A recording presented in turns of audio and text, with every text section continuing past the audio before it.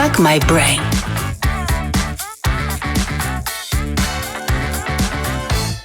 Olá, está começando um novo episódio do nosso podcast, videocast da F My Brain. O especial que preparamos para vocês hoje é para deixar salvo na sua playlist, seja ela no YouTube ou nas plataformas de áudio. Sério. Mas antes de começar, aproveitando este tema, você já se inscreveu nas nossas plataformas? A começar pelo YouTube, @canal F My Brain. Se inscreva, acione o sininho, compartilhe, deixa lá no top de tudo para vocês, para não perder nada. No Spotify nós estamos como @F My Brain.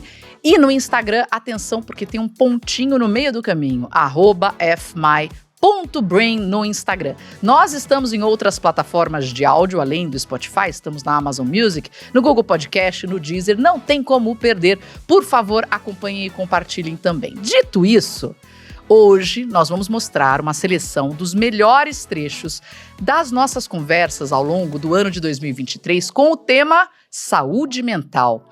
E começamos com uma entrevista que deu um boom no nosso cérebro e que explodiu também nas redes sociais. O episódio teve o tema Geração Depressão, o uso excessivo das redes sociais. E o nosso convidado foi o psicanalista Christian Dunker, referência no estudo da psique e das relações humanas. Vamos conferir. Fuck My Brain. Portanto, a gente precisa de um novo conceito de saúde mental. Não sabemos qual. Uma das propostas que eu acho bem interessantes é dizer assim, a saúde mental ela depende de experiências de pertencimento. Não? Ou seja, a violação de pertencimento, seja sua família, sua língua, sua religião, sua história, sua época, seu gênero, sua raça, são problemáticas, né? São transversalmente problemáticas do ponto de vista de indução de transtornos, do ponto de vista de risco e vulnerabilidade para a saúde mental. Então, como é que a gente pode, vamos dizer assim, transmitir, produzir uma cultura de pertencimento? O seu celular, sinto muito, mas ele não é propriedade privada sua. Por quê? Porque lá você toma posicionamentos públicos. Sim. Sobre nossa família, por exemplo. Sobre o seu grupo, sobre sua escola. Sobre o seu trabalho. Sobre o seu trabalho. Então, a gente vai ter que descobrir um jeito em que você partilha o seu celular, as suas conversas, até certo ponto, com os outros que te cercam. Esse dado aqui dessa pesquisa, e 50% de jovens entre 13 e 18 anos se queixando de sentimento de inutilidade, sentimento de fracasso, ele combina com um dado de pesquisa sobre solidão entre americanos. Né? Todos os estados, menos a Flórida, onde você tem muitos latinos, você tem crescimento exponencial do sentimento de solidão. E você tem crescimento de 1,5 a 2 da experiência de solidão, sentimento de solidão, de uma geração para outra. Então, nós, que somos os adaptados, nós temos assim quase 3 pontos a menos na nossa experiência de se sentir em solidão, sem solitude, do que esses garotos. E elas têm excesso de sociabilidade. Muitos contatos, muitas relações, muita performance, muito manejo, né, da sua personalidade digital, do seu avatar e, vamos dizer assim, muita solidão. E isso, a gente sabe, é um elemento assim de base para afetar a saúde mental. Fuck My Brain. Outra profissional que dedica a vida para promover a saúde mental e esteve aqui no nosso estúdio foi a jornalista e palestrante Isabela Camargo. Ela se tornou símbolo na luta contra o burnout no país. Fuck My Brain. Eu fiquei na Globo por 6 anos e alguns meses. E aí eu vivi lá um diagnóstico que se chama síndrome de burnout. O que aconteceu comigo no momento, no dia fatídico, né, que é o grande divisor de águas? Eu tive um apagão ao vivo. Então eu estava falando da previsão do tempo, das capitais, e eu esqueci a capital do meu estado. Por fora, foi isso que as pessoas... Isso foi o perceptível. Por dentro, o que estava acontecendo? A visão ficou escura, a boca ficou seca, faltou ar, o coração acelerou, o estômago deu um nó, as pernas ficaram bambas, e teria sido muito melhor se eu tivesse desmaiado. Muito melhor se eu tivesse desmaiado. Por quê? Nós não temos empatia por uma dor que nós não vemos. É verdade. Se alguém entrar aqui agora mancando, qualquer pessoa aqui vai levantar da cadeira e vai dar a cadeira. Mas se entrar aqui alguém chorando, né? Sem um motivo aparente, você vai questionar aquela dor. O estresse positivo e o estresse negativo. O quanto você precisa gerenciar o seu estresse. E essa é uma habilidade que todos nós precisamos. Aliás, fazer temos um as pazes episódio que com a o gente estresse. fala sobre isso aqui. Veja. Fazer as pazes com o estresse é a mesma coisa que fazer as pazes com o tempo, fazer as pazes com a ansiedade. São situações que você vai viver ao longo do dia. E é você quem transforma um problemão num probleminha. Sim. Numa situação corriqueira, em um problemão. Do que eu tô falando, Má? Quando você dorme mal, vamos lá, tá tudo conectado. Quando você dorme mal, você vive mal. Quem dorme menos de 6 horas por noite tem 4 vezes mais chance de morte. Você fica mais intolerante. Aí o elevador demora pra chegar, você já se irrita achando que o elevador tá contra você. O mundo tá contra mim. Não, foi só o elevador, é o elevador que tá parado por conta de alguém. Você tá no trânsito, alguém te fecha, você já acha que aquilo é pessoal. Quanto mais você achar que tudo que tá acontecendo ao seu redor é pra te prejudicar, menos saúde mental você tem. Ponto. Quais são os sinais que eu preciso observar antes de qualquer problema de saúde? Todos aqueles que não são normais. Então, sentir sono depois de um dia que você dormiu mal, isso não é um sinal grave.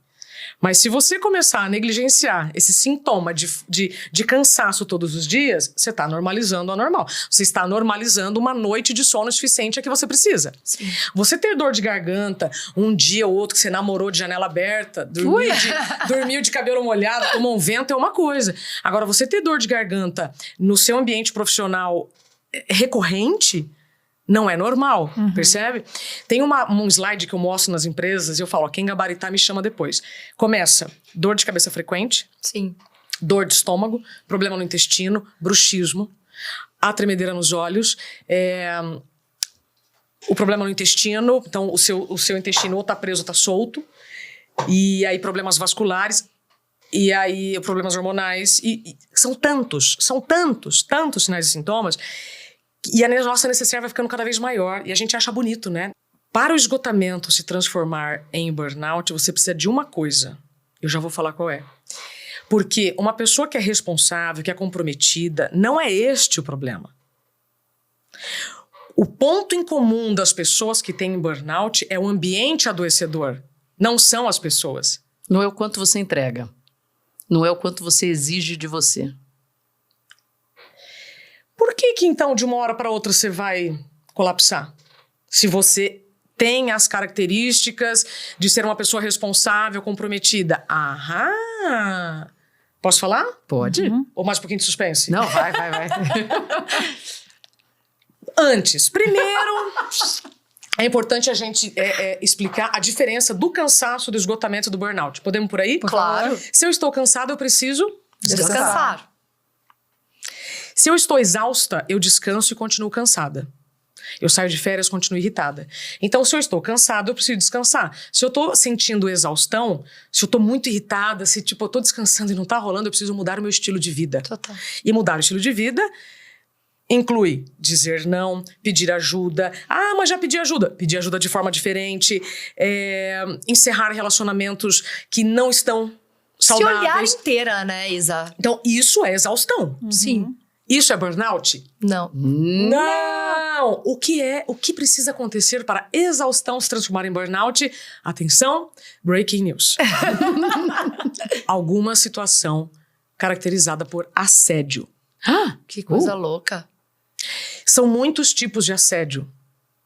E o assédio no passado não era crime. Então, pessoas que gritaram conosco nos dão a ideia de que eu posso gritar, então, no meu ambiente de trabalho. Se eu ouvir gritos na redação, eu posso gritar. Não pode. Assédio é crime. Se você está num ambiente assediador e você vai engolindo situações e falas e comportamentos, seu copo vai enchendo. E aí, quando você ouve algo que tá indo contra os seus valores, a sua alma falou, deu, porque você já tá doente da cabeça aos pés. Quando os médicos falam, você não tem nada, é porque você tem tudo, tá? E aí o que acontece, agora eu trago uma referência, tá, pra vocês. Quando você vive essa situação que dá o apagão, causa no seu corpo um dano existencial. O desembargador Sebastião Oliveira, autor da Bíblia dos Advogados, ele ratifica isso e me deixa muito feliz. Dano existencial, totalmente diferente de dano moral. E é através do dano existencial que hoje a justiça consegue realmente ter a diferença do que é burnout, do que é esgotamento. Se você está dormindo com o que sobra da sua agenda, você está se negligenciando. Né? E como muitos de nós fazemos. Eu trabalho, faço isso. Então tá, eu vou dormir da meia-noite às 6, e aí às 6... Mas só dormir 6 horas é o suficiente? Eu levo um trabalho nas empresas em que um dos pilares entra a atualização de identidade. Isso é fundamental. Você está se atualizando e cumprindo aquilo que o seu corpo necessita para viver sem anestésicos e remédios e cafés e anfetaminas? Porque se você estiver buscando na farmácia anestésicos energéticos para dar conta de um estilo de vida insustentável, Não tá legal. já a conta vai chegar. Sim. Por isso que a atualização de identidade é fundamental, também dá para outro tema, porque hoje muitos dos nossos problemas são por querer dar conta de uma agenda de hoje com as características que eu tinha antes. Então, antes, aos 20 anos, eu podia dormir 4 horas. E no dia seguinte, minha memória, meu raciocínio não era prejudicado. Hoje é diferente. A gente precisa desacelerar para continuar em movimento. Sim. Isso pode deixar no outdoor. Eu tô fazendo uma camiseta, inclusive, que é assim, ó. O que isso significa? Se eu respeitar o meu tempo de cansaço, eu não entro em exaustão. Ponto.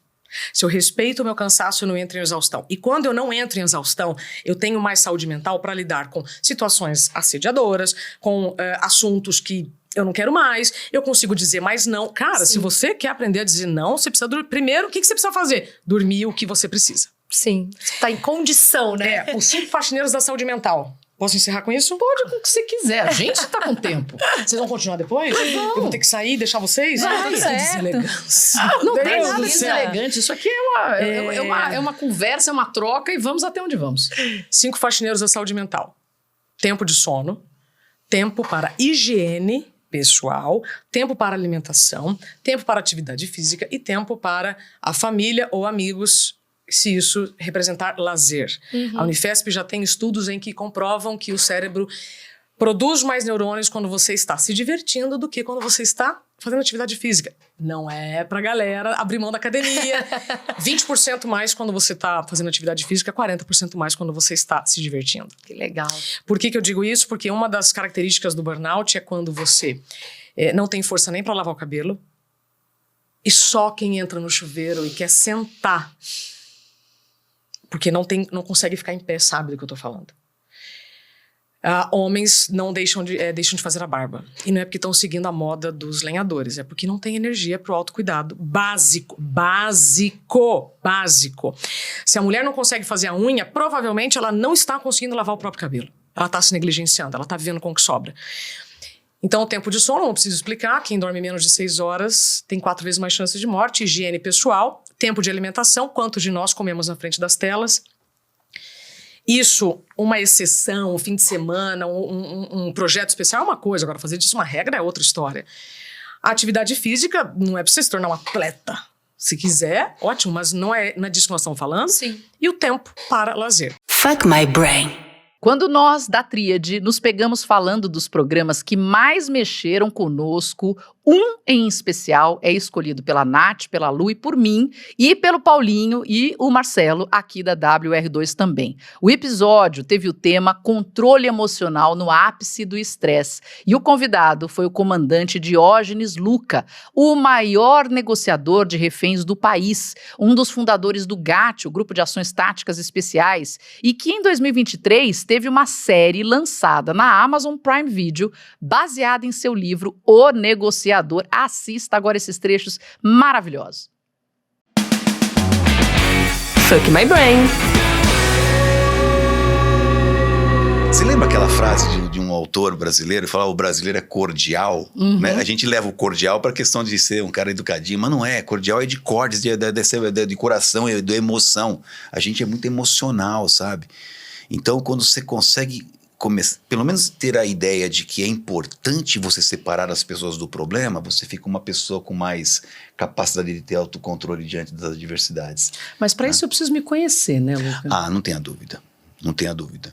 E isso é um exercício permanente. Eu tive muito sucesso nas minhas negociações, eu nunca perdi um refém, sabe? Nas operações que eu comandei, foram mais de 100, eu tenho muito orgulho disso. Sim. Mas não foram todas que eu consegui me manter como negociador. Teve momentos que eu não consegui criar aquela ponte de contato com o transgressor. Estava num dia ruim ou estava não houve aquela conexão, aquele rapport, né, que é outra coisa importante entre o criminoso. E nesse dia, foi mais de uma vez, mas teve um dos dias que por mais que eu não quisesse, a situação tinha me incomodado tanto com relação ao que ele tinha feito, que eu estava fazendo um juízo de valor assim, eu não verbalizei isso, mas ele lia nos meus olhos. Mas a gente passa, né? Então, às vezes acontece, sabe, de você não tá... Por isso que a gente trabalha em equipe permanentemente. Negociação trabalha em equipe, né? Tem sempre Talvez naquele dia você não tivesse o seu melhor também, né? Não tava no meu melhor. Sim. Então, é o que você falou, Marina. Às vezes a gente tem que se autoconhecer também, porque às vezes não dá. E mais do que isso, né? Acho que é entender também quem é o cliente dele, né? Não A partir do momento que ele né, não só o cliente percebeu quem ele é, mas ele também percebeu o cliente dele, a gente tem que ter essa abertura de chamar aquela pessoa que vai, né, ter um diálogo, uma interlocução melhor com aquele cliente. É verdade. Fuck my brain. Uma pergunta que nós fizemos e que vem afetando a saúde mental de muitos de nós é: ser você ou jogar o jogo do algoritmo? E quem respondeu foi a jornalista, escritora e ex-diretora-chefe da revista Glamour, Bruna Fioretti, hoje uma das grandes especialistas em branding pessoal e à frente da Desencaixa. Acompanhe. Fuck my brain. O dar certo é uma métrica que precisa ser individualizada, até para que essa pessoa não entre na piração, na exaustão e futuramente num estado de burnout ou outro transtorno que a gente ainda nem conhece, que vai começar a aparecer daqui a pouco, né? Então, toda essa lógica... Ela fica muito mais tranquila de ser levada quando eu consigo olhar um tiquinho mais para dentro, para o meu negócio, para quem eu sou, para o que eu gosto e me desvencilhar um pouco dessa influência macro que nos diz que a gente tem que crescer muito, que a gente tem que necessariamente ter equipe ou que a gente tem que empreender. Quem falou que todo mundo tem que empreender? Fuck my brain. No começo de 2023, nós publicamos a nossa primeira temporada e nela os episódios eram apenas com a tríade Natália Mestre, Luciana Chiesa e eu, Marina Machado. Um dos programas tratou sobre um tema que é realidade para muitos de nós, a ansiedade. Vamos conferir agora alguns dos nossos trechos. Fuck my brain. A ansiedade, ela dói na alma sua, porque ela te paralisa, sabe? Eu acho que a ansiedade, no auge dela, ela tira tudo que você tem, assim, de segurança sobre você, de certeza sobre você. Ela reduz uma pessoa talentosa a nada, ela reduz você. Então, a imagem da ansiedade para mim é essa. É eu muito pequena, diante de uma onda gigantesca, com várias casinhas, assim, vários assuntos.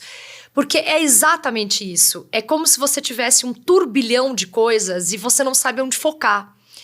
Então, ao longo do tempo, né, são 39 anos me sentindo ansiosa, eu fui entendendo dentro de mim um exército que eu tenho que criar diariamente para passar pela ansiedade. Veja, eu não vou fugir dela. Isso eu acho que nós três temos, né, em comum. Aceitar-se que somos e entender como lidamos com ela talvez seja o primeiro grande aprendizado da coisa. Então, assim, eu funciono desse jeito. Então, ao longo do tempo, eu fui entendendo o que me deixava ansiosa e entendendo o exército que eu precisava acionar todos os dias. Então, é um conjunto de coisas que vão desde... Eu venho falando muito isso nos podcasts. Fazer atividade física muda a minha vida. Muda mesmo, porque ela é essencial pro meu manejo de ansiedade. Então, eu fui entendendo coisas que eu precisava passar. E uma coisa muito importante é organização. A organização para a mente ansiosa, ela muda a vida. Que é você definir a sua prioridade. E esses dias eu até escrevi sobre isso. Prioridade. Não existe plural da palavra prioridades. É prioridade. Se você vive um mundo onde você tem prioridades, tudo é desesperado. Você realmente não consegue saber onde você coloca o seu foco. Em conversas com a Nath, inclusive, falando sobre isso, me veio uma analogia que agora eu tenho falado para as pessoas. Compartilho agora com vocês. É uma questão da gente chamar o SAMU. Isso aí. Uma vez que a gente tem consciência, que a parte número 1 é ter consciência, eu assumo que eu sou uma pessoa ansiosa, desde criança. De longe não vivi como você viveu, mas vivi outras coisas, já conto. Mas eu entendi que eu sou uma pessoa ansiosa. Você que está nos ouvindo e nos assistindo, entendeu que você é ansioso? Ok. Quando você percebe que você já está... Da forma com que a ansiedade vier para você, chama o seu SAMU. Que é o volta, senta, respira, calma. Porque você aí começa a prestar atenção no que está gerando ansiedade. E passa a entender o tamanho do que está na sua frente. Mesmo com o meu filho. Eu chego e falo, pera. Você viu o tamanho que você está fazendo da coisa? Olha a realidade. Então a gente se preocupa, a gente entra em pânico, a gente fica, mas não vai dar tempo, mas não sei o que. Mas calma, pera, mas nem chegou na situação e pode dar. Calma, vamos tentar resolver aqui, porque a gente gasta muito do nosso tempo projetando. E essa maldita projeção gera essa ansiedade. E o descontento, mas vou ter que fazer. Bateram no carro que eu tava essa semana. Sim. Vou ficar puta, ficar irritado, você mesmo sabe, mas o que eu tenho que fazer agora? Resolver. Já aconteceu. Mas é um processo. Então, o que eu senti que comigo funcionou? E veja, eu sou uma pessoa ansiosa. Pacas. Só que eu tô conseguindo controlar essa ansiedade e cada vez mais rápido eu chamo o SAMU. Então, a distância do tempo entre você se tocar que você está num processo de ansiedade, descontrolando, descompensando, entrar em consciência, que é o chamar o seu SAMU. Essa consciência fala, calma, vamos, pera, realiza, analisa o que você está vivendo, você acalma e a ansiedade vai embora. O tempo de chamar o SAMU e ele tomar providências vai ficando mais curto, até o ponto que eu já percebo que eu consigo, em algumas situações, simplesmente não rola ansiedade. Eu totalmente lido de boa, mas é rápido que é uma maravilha. Então, sou a prova viva de que esse bagulho funciona. E eu sugiro que vocês tentem isso. Chama o seu próprio SAMU. Mas isso requer uma consciência individual de que, olha, eu reajo desse jeito. Sim. E eu preciso controlar essa minha reação. Para mim, um grande aprendizado, principalmente agora, pós-pandemia, com tudo isso, é organizar a palavra ansiedade junto com a palavra não. Quando eu ia falar isso também, dos limites. Você precisa impor a imposição dos limites de acesso, a imposição dos limites do momento, da troca, o respeito pelo próximo, pelo trabalho, da produção. Ninguém vai dar isso para você. Então, primeiro, você como gestor, você como líder, você tem que ensinar o seu time a ter limites, né? Inclusive de te acessar, saber a hora de falar, não educacional, porque existe uma educação pós-pandemia, uma educação de tecnologia, de uso abusivo de tecnologias e acessos. Então, você tem que trazer o não muito vivo, porque se você não coloca o não muito vivo, tudo acontece e nada é resolvido. Tudo acontece, está tudo acontecendo, você precisa resolver, mas você não está resolvendo nada. Então, acho que o não me ajudou aqui, claramente, a organizar a minha vida, as minhas frentes de trabalho. Então, o que eu vou falar? Não vou responder isso agora, porque isso eu vou responder daqui a 2 dias. Porque é aquela janela que eu tenho para responder aquilo. E aquela janela que eu tenho para responder aquilo, eu vou me dedicar plenamente, intencionalmente naquilo. Então, eu movimentei a minha ansiedade dentro de um calendário e de um cronograma de momentos exatos para fazer determinados tipos de ação. Desde conversas com clientes, prospecções, trocas, equipe, interno, momentos de desenvolvimento e produção de material, momentos de apenas de respostas de mensagens no WhatsApp no meu dia. Então, eu organizei no meu calendário momentos que eu vou parar, 15 minutos aqui e vou responder o WhatsApp. Eu bloqueei a minha agenda para isso. Então, esse não para a ansiedade é para ela não dominar a sua frente de trabalho. De repente, a gente vai olhar assim, nossa, passou tudo isso e não fiz nada. Porque você está o tempo inteiro ansioso, tentando resolver o problema de todo mundo, e você deixa todas as suas tarefas para trás, e aí acumula. E isso gera mais e mais ansiedade. Fuck my brain. E que tal acompanhar algumas falas sobre o tema como lidar com a culpa e parar de se sentir culpado? Fuck my brain. se desculpar, eu acho isso tão bonito. Se perdoa. Se perdoa. Acorda hoje e troca a culpa por hoje eu estou me perdoando e eu vou fazer alguma coisa de melhor por isso, sabe? Eu vou ter que concluir rapidinho no meu 1 minuto. Esses dias eu conversei com uma amiga que acabou de ser mãe e óbvio, tá, né, mãe de primeira viagem, se sentindo culpada de todas as esferas que existem. Vem no pacote. Vem no pacote. E óbvio que eu já, né, todos sabem, eu sou a única não mãe aqui. Ainda. Então, assim, eu não tenho tanto lugar de fala, mas vou falar pra todas vocês e vou todas, o que eu falei. Falei, amiga, não se esqueça que ele, né, só conhece essa mãe. Você é o que ele conhece. Eu tenho certeza que dentro disso você faz o seu melhor, você entrega o seu melhor. Então, só por hoje, troca a culpa e dá um abraço apertado no seu filho. Que isso resolve qualquer coisa. Mas a ideia é mapear a culpa, entender a culpa. De onde ela vem, né? E lidar com a culpa. Tudo fica pesado se a gente não trabalha isso. Sim. Certo? Então, assim, a gente vai colocando pra dentro da mochila porque do entendimento do outro, porque o outro é assim e eu preciso ajudar, no caso de um relacionamento amoroso. Porque essa pessoa tem tal dificuldade, então deixa que eu carrego. E isso vai se tornando um processo de culpa, né? No trabalho, o que eu consigo entregar, o que eu consigo fazer, as cobranças que existem. Gente, a culpa tá, eu acho que em todos os âmbitos, né? E nos relacionamentos amorosos, relacionamentos familiares, como os filhos, o quanto você ajuda e faz pelos seus pais, na parte financeira, o que eu almejava pra mim não consegui entregar, tanta culpa. E eu volto à questão do comparativo. A gente tá o tempo todo se comparando, porque o outro consegue e eu não. Por que a pessoa é daquele jeito e eu não? E aí eu vou bater na eterna tecla do estoicismo, porque o estoicismo fala muito disso. Para quem não conhece, o estoicismo é uma linha de filosofia muito antiga, da data dos gregos, dos primeiros filósofos gregos, e um dos principais que fala de estoicismo é Epiteto. E ele fala isso, de que a sua história... Para mim, o estoicismo ele entrou de um jeito tão forte quando eu comecei a falar com um amigo meu sobre o sofrimento de mães que perdem filhos. E como mãe, é o maior pavor da minha vida que eles machuquem o dedinho do pé, que sabe perder um filho.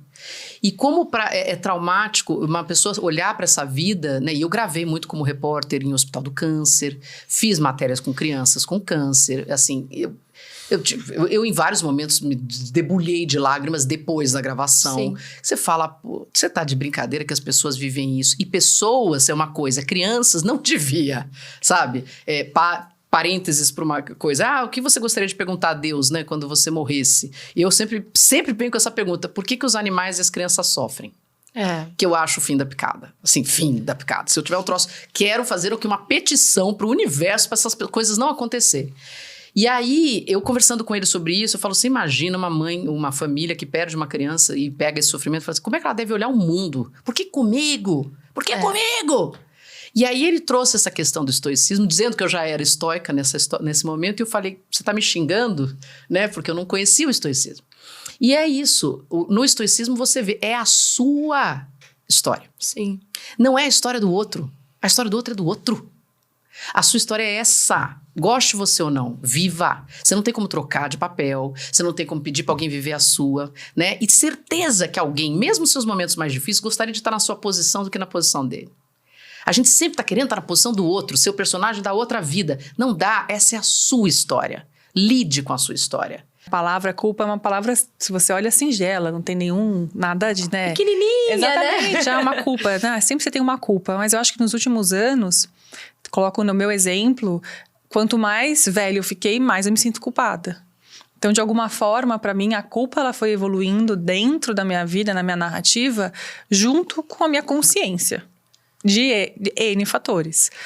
Quando você tem várias frentes de trabalho, né? A partir do momento que eu casei lá atrás, assumi uma casa, comecei a pagar as minhas contas, as responsabilidades. E eu acho que, de alguma forma, para mim, nos últimos anos, inclusive por conta da pandemia, e eu acho que o avanço da tecnologia traz uma culpa exacerbada. Acho que no dia a dia eu me pego acordando realmente devendo, me sinto devedora.